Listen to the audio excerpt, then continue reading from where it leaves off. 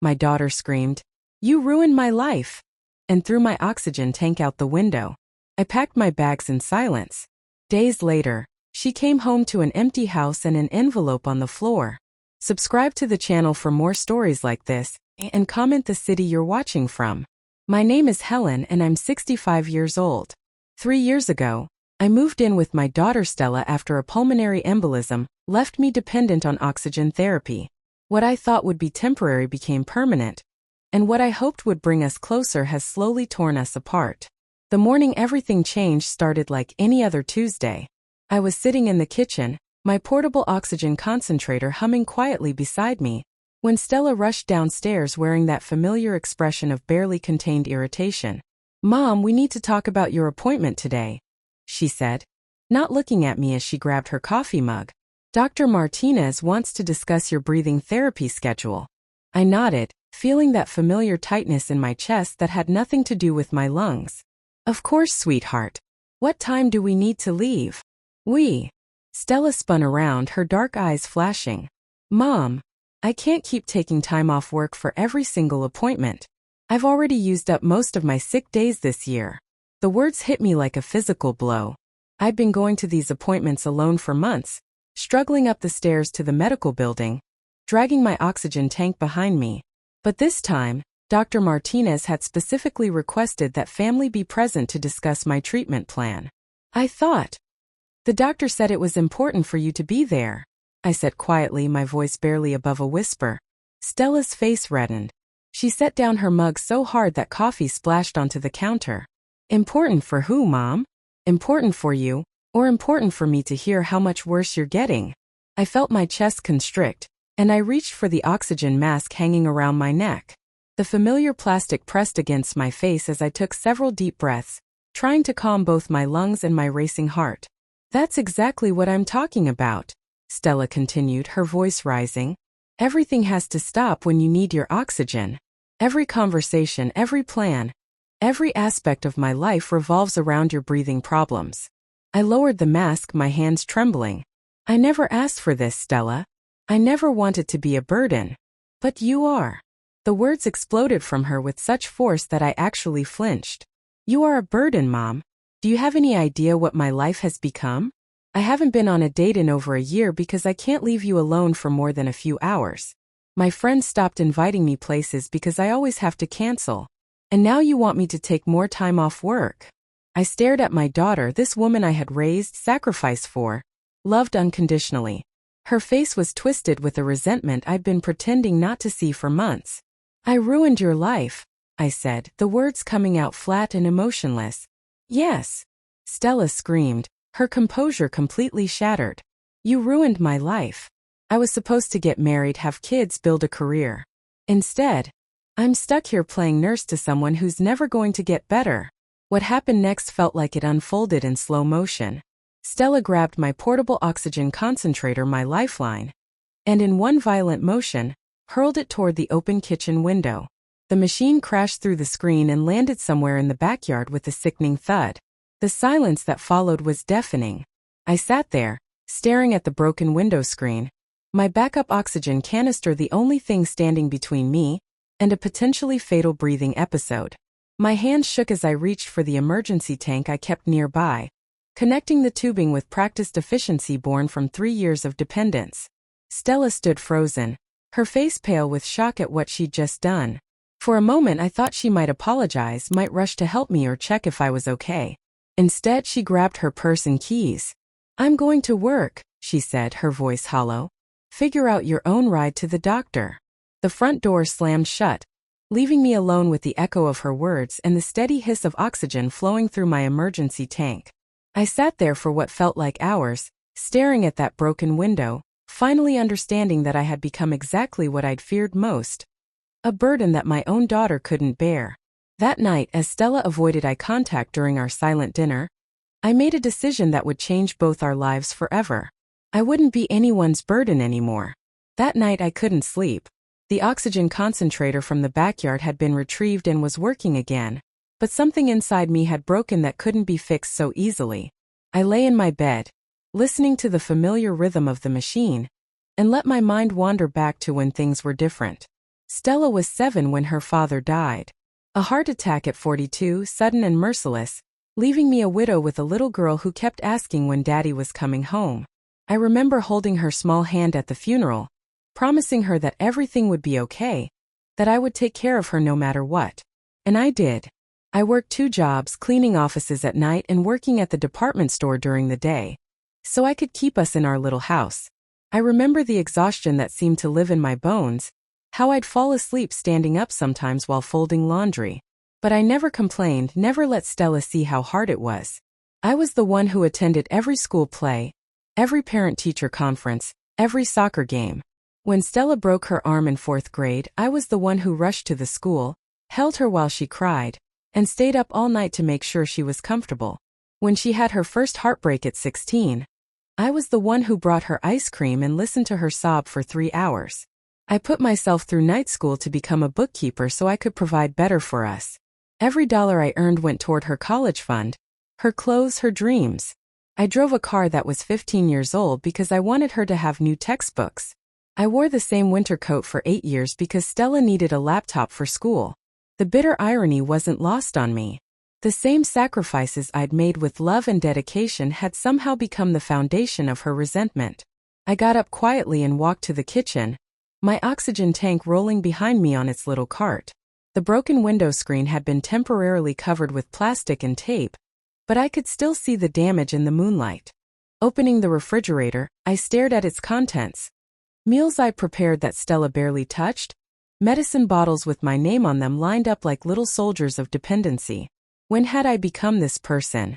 When had I stopped being Helen, the woman who'd raised a daughter alone and succeeded, and become just Mom's breathing problems? I thought about our conversations over the past year. How Stella would check her phone while I talked, how she'd sigh when I asked for help reaching something on a high shelf, how she'd make her morning coffee and leave for work without asking if I needed anything. The worst part was the careful way she spoke to me now, like I was made of glass. Gone were the days when we'd laugh together, share gossip, or even argue about normal things. Everything was filtered through my condition, my limitations, my needs. Last month, when her friend Sarah had called to invite her to a weekend trip, I'd overheard Stella's response. I can't leave Mom alone that long. She needs help with everything now. The resignation in her voice had cut deeper than any angry words ever could. I'd started eating dinner earlier so she wouldn't have to wait for me. I'd learned to manage most of my medications alone so she wouldn't have to keep track. I'd even stopped mentioning when I was having particularly bad breathing days because I could see how it stressed her. But none of it mattered. I wasn't just sick. I was a reminder of mortality, of limitation, of everything that could go wrong in life. Every time Stella looked at me, she saw her future chained to this house, this responsibility, this slow decline. Standing in that kitchen at 2 in the morning, I realized something that should have been obvious months ago. We were both trapped. Stella by obligation and guilt, me by dependence and gratitude. Neither of us was living the life we wanted, and both of us were slowly suffocating, metaphorically for her, sometimes literally for me. I opened the drawer where I kept important papers and pulled out a manila folder I hadn't touched in months. Inside was information about Sunset Manor, an assisted living facility I'd researched after my first hospitalization. I kept the brochures, telling myself it was just in case, just for emergencies. The photos showed clean, bright rooms and smiling residents. The cost would take most of my savings, but I had more put away than Stella knew. After her father died, I'd been careful with money, always planning for the worst. As I sat at the kitchen table, reading about meal plans and medical care and social activities, I felt something I hadn't experienced in 3 years. Hope. Not hope that my lungs would get better. I wasn't fooling myself about that. But hope that maybe there was a way for both Stella and me to find some peace. When morning came, I had made my decision. It was time to stop being a burden and start being Helen again. The next morning, while Stella was at work, I called Sunset Manor.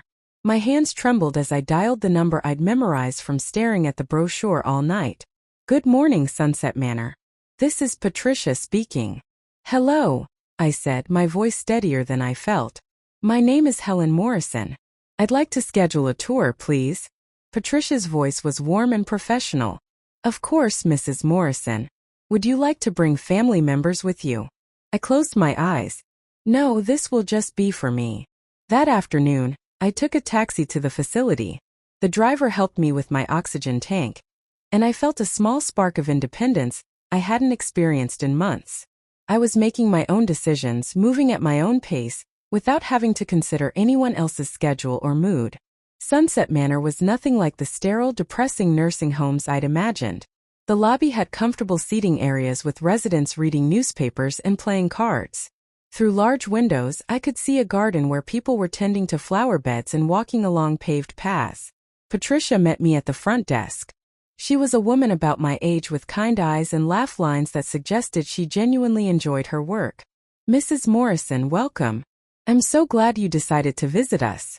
As she showed me around, I felt something unexpected. Excitement.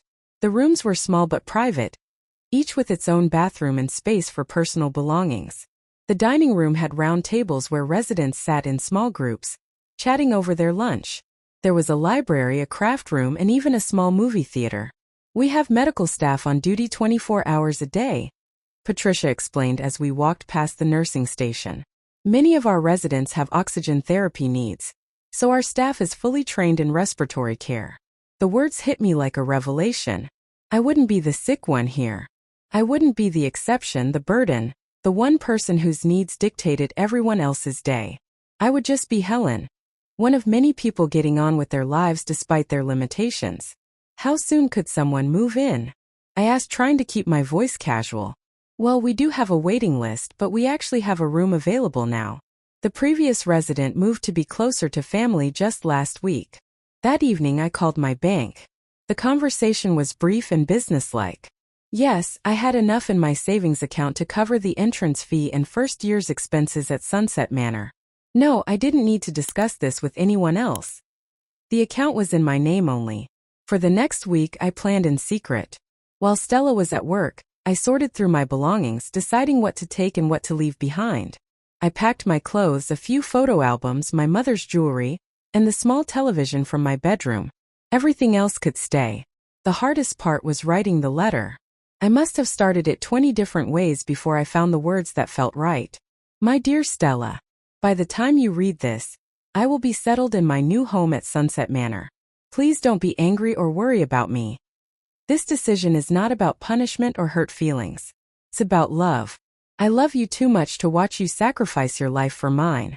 You are 34 years old, beautiful, smart, and capable of so much happiness. You deserve to date, to travel, to make mistakes, to build the life you want without worrying about oxygen tanks and medical appointments. I also love myself too much to continue being seen as a burden.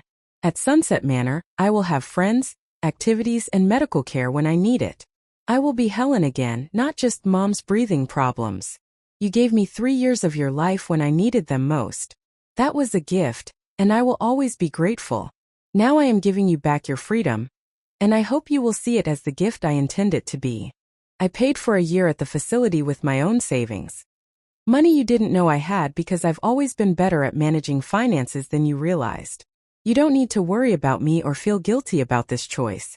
The house is yours now. I've left all the paperwork in the top drawer of my dresser. Live in it, sell it, rent it out, whatever feels right for your life. I will always love you. And I hope that someday you will understand that sometimes the most loving thing a mother can do is let go. With all my love, Mom. The moving company I hired specialized in senior relocations. They were efficient and kind, understanding that this wasn't just a move but a major life transition. By noon on Friday, everything was loaded into their truck. I placed the letter on Stella's pillow, where she would find it when she came home from work. Then I took one last look around the house where I'd raised my daughter, where I'd built a life, where I'd slowly lost myself over the past 3 years. As the taxi pulled away from the curb, my oxygen tank secure beside me, I didn't look back. For the first time in 3 years, I was moving toward something instead of just enduring each day. At Sunset Manor, Patricia greeted me like an old friend. "Welcome home, Helen," she said, and something deep in my chest, something that had nothing to do with my lungs, finally started breathing again. Stella came home that Friday evening exhausted from a particularly difficult day at the insurance office. Her boss had criticized her work, claiming she seemed distracted lately, and she'd spent her lunch break in her car crying from frustration and guilt about the oxygen tank incident 3 days earlier. She'd been planning to apologize to me properly, maybe suggest we order pizza and watch one of those old movies I loved. She'd even stopped at the pharmacy to pick up the special throat lozenges that helped with my coughing fits. "Mom," she called out as she opened the front door. "I brought those lozenges you like." The silence that greeted her was different from the usual quiet. It felt dense, purposeful.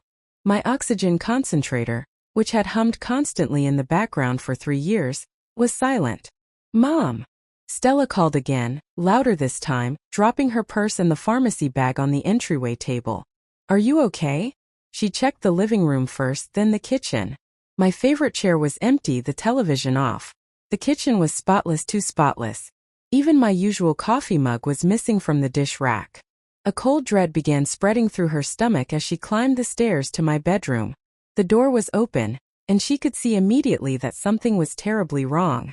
My bed was made with hospital corners the way I always made it, but the nightstand was bare.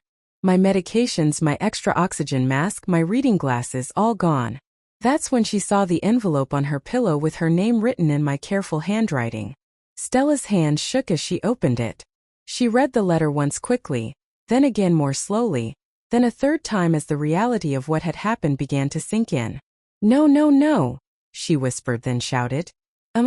She ran through the house calling my name, checking closets and bathrooms as if I might be hiding somewhere. In my bedroom closet, she found empty hangers where my clothes had been. My suitcase was gone. The photo albums I kept on my dresser had vanished. The panic hit her in waves. She grabbed her phone and called my cell number. It went straight to voicemail. She called again. And again. The phone rang in her hands as she dialed repeatedly, each unanswered call making her more desperate. By the time she'd called 18 times, her throat was raw from crying. Stella sank onto my bed, clutching the letter, and read it again. Certain phrases jumped out at her. "Sacrifice your life for mine and being seen as a burden, and I will be Helen again." Had I really felt that way? Had I been planning this for weeks while she went to work each day, oblivious? The worst part was reading about money I supposedly didn't know she had. How much didn't she know about my life, my thoughts, my feelings? The letter mentioned savings, financial planning, a whole year paid for at some place called Sunset Manor. She called information, desperate to find this facility. But there were dozens of assisted living places in the area. Which one had I chosen? How long had I been planning this? As she sat in my empty room, Stella began to remember things she'd tried to ignore. The way I'd grown quieter over the past few months. How I'd stopped asking for help with things I clearly needed assistance with. The careful way I'd been timing my meals and medications to require minimal involvement from her. She remembered last month when her friend Sarah had invited her on that weekend trip. Stella had automatically declined, saying she couldn't leave me alone. But now she realized I'd never actually said I needed her to stay. She'd assumed, and I'd never corrected her assumption. The house felt enormous and empty without the steady sound of my oxygen machine. Stella wandered from room to room, noticing things that had become invisible to her over time. The kitchen stool I'd been using to reach high shelves because I was too proud to ask for help. The cordless phone positioned exactly halfway between the living room and kitchen, so I could answer it quickly if I was having breathing difficulties. The small basket of my medications that I'd organized by day and time, managing my own care far more than she'd realized. She found the paperwork I'd mentioned on top of my dresser. The house deed, insurance policies, utility account information, all transferred to her name with dates going back weeks. I'd been planning this methodically, legally, thoroughly. Saturday morning brought no relief. Stella called every Sunset Manor, Sunset Villa, and similarly named facility within 50 miles. Some had never heard of Helen Morrison. Others cited privacy policies and refused to confirm or deny whether I was a resident. She drove to 3 different places, describing me to staff members who politely but firmly explained they couldn't provide information about residents without proper authorization. By Sunday evening, Stella sat at the kitchen table surrounded by printed internet searches, phone numbers scrawled on napkins, and a growing sense of panic. I had simply vanished, and there was nothing she could do about it. The letter lay open in front of her, and she read it one more time. This time, instead of focusing on her own shock and fear, she tried to hear my voice in the words. The sadness, the resignation, the careful explanation of a decision that must have been excruciating to make. You deserve to date, to travel, to make mistakes, to build the life you want. When was the last time she'd done any of those things? When was the last time she'd made plans that didn't revolve around my medical needs? I loved myself too much to continue being seen as a burden. Is that really how I'd felt? Is that really how she'd made me feel? For the first time since finding the letter, Stella stopped calling and searching and trying to fix the situation. Instead, she sat in the silence of our empty house and tried to understand what her mother had been trying to tell her. 3 weeks into my new life at Sunset Manor, I was sitting in the garden with my new friend Margaret when I saw a familiar figure walking uncertainly through the front entrance.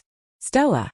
Margaret, a sharp-eyed woman of 72 who'd become my closest companion here, noticed my sudden stillness. "That her?" she asked quietly. I nodded, my heart racing in a way that had nothing to do with my breathing condition. Through the glass doors I could see Stella speaking with Patricia at the front desk, her hands gesturing frantically. "You ready for this conversation?" Margaret asked. Was I? These 3 weeks had been a revelation. For the first time in years, I'd awaken each morning thinking about what I wanted to do, rather than how my limitations might affect someone else's day. I joined a book club, learned to play bridge again, and even participated in the weekly garden club meetings.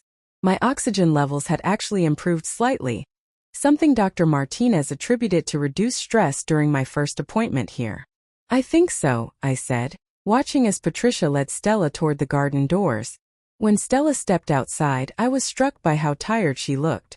There were dark circles under her eyes and she'd lost weight. Her hair was pulled back in a messy ponytail, and she was wearing an old sweater I remembered her buying years ago. "Mom," she said, her voice breaking on the single word. "Hello, sweetheart," I replied, staying seated in my chair. Margaret squeezed my hand once and then discreetly moved to tend some nearby flowers, giving us privacy while remaining supportive close. Stella approached slowly, as if I might disappear again if she moved too quickly. "I've been looking for you for weeks. They wouldn't tell me anything because of privacy laws, but I finally convinced someone at your doctor's office to call and ask if you'd speak with me." I studied my daughter's face. The anger from that terrible morning was gone, replaced by something that looked like genuine distress. "I got your messages," I said. "Patricia told me you'd called here several times. Why didn't you answer?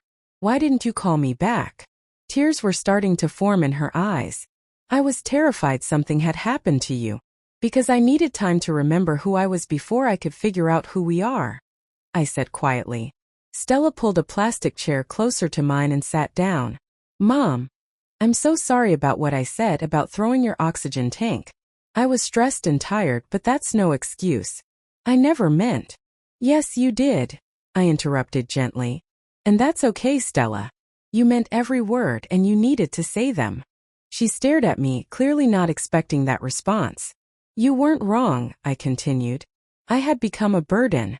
Not because of my health condition, but because I'd forgotten how to be anything else.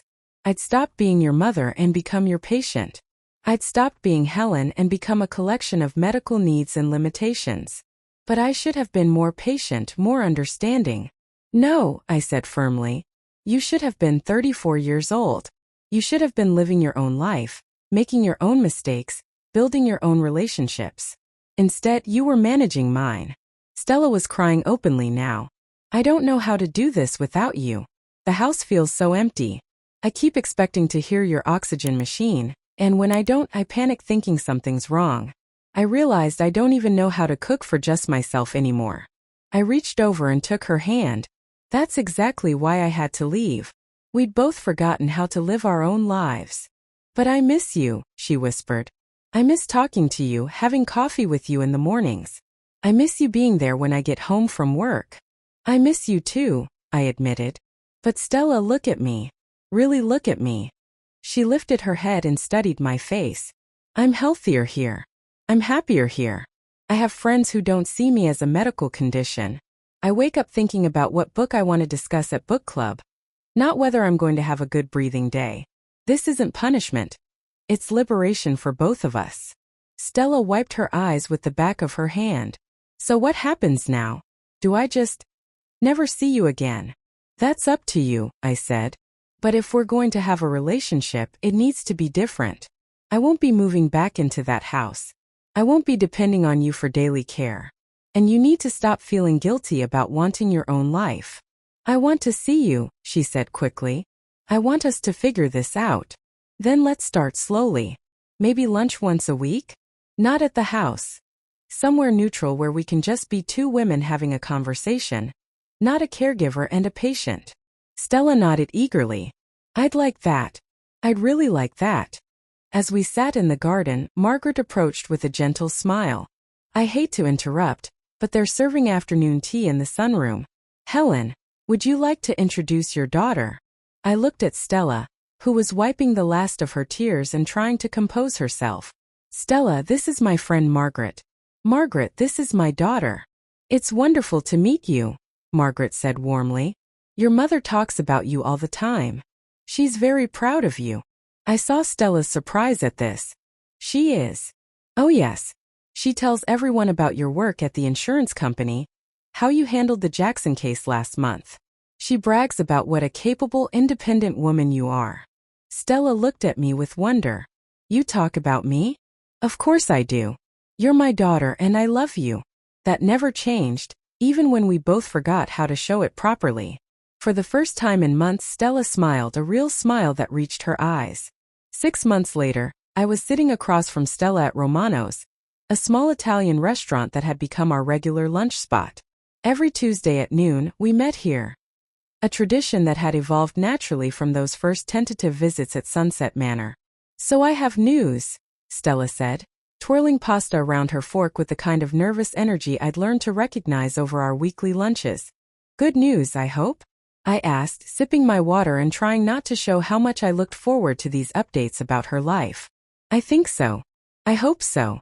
She set down her fork and looked directly at me. I've been seeing someone. My heart lifted.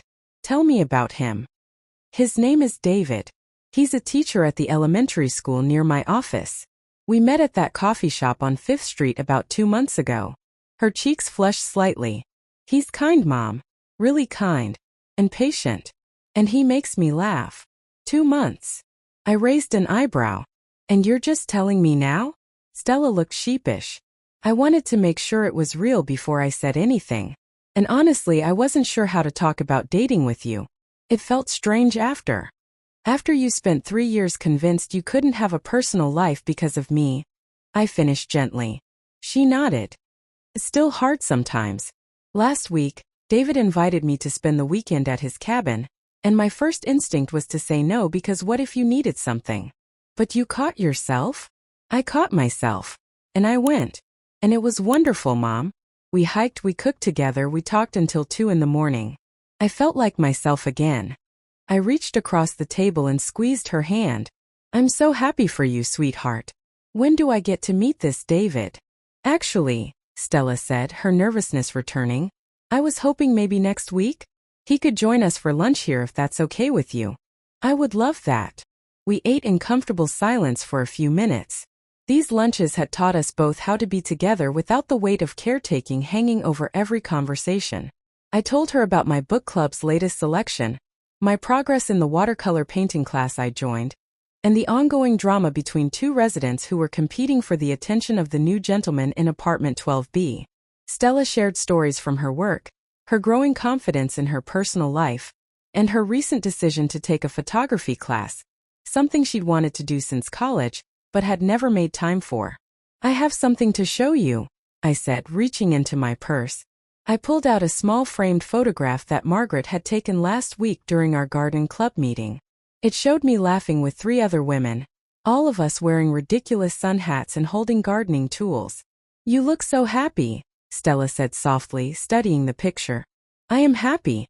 That's what I wanted you to see. She handed the photo back to me, but I pushed it toward her. Keep it. I want you to remember that leaving wasn't about running away from you. It was about running toward the life I needed to have. Stella tucked the picture into her purse.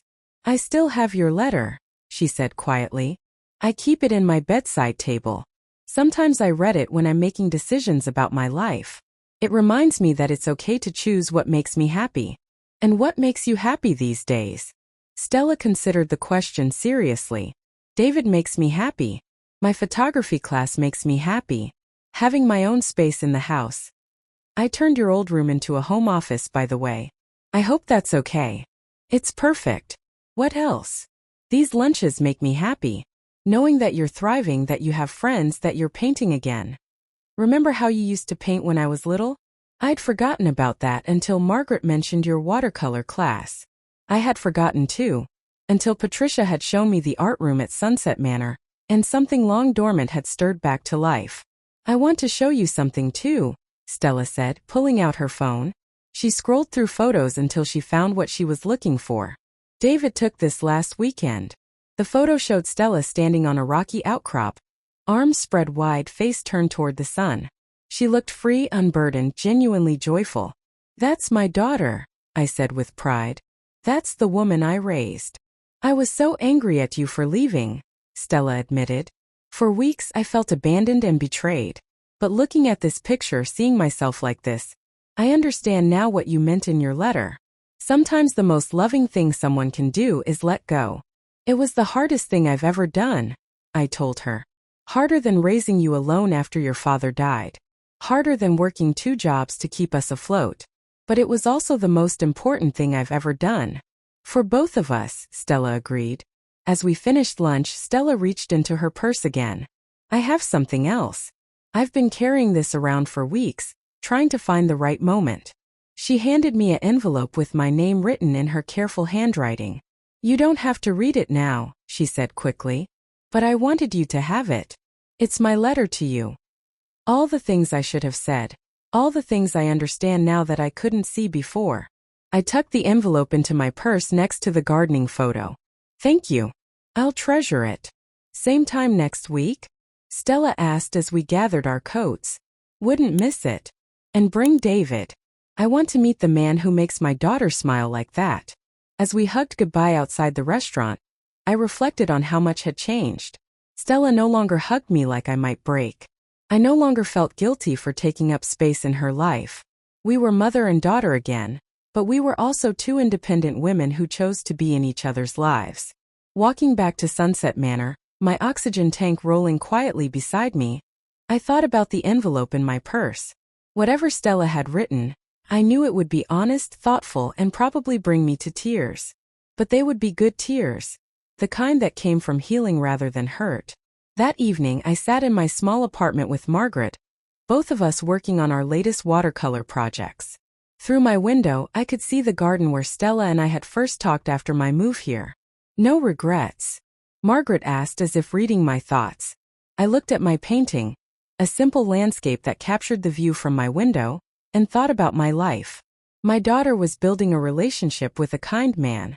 I was painting again, learning again, laughing again. We were both choosing happiness over obligation, love over guilt.